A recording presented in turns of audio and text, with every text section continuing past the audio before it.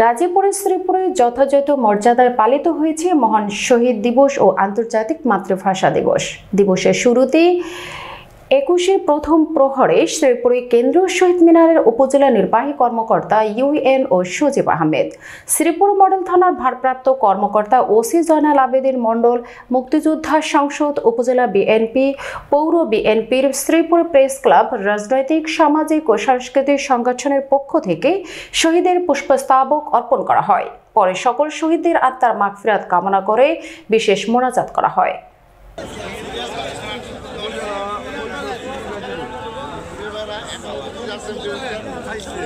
আমাদের শ্রীপুরের যৌন মহোদয়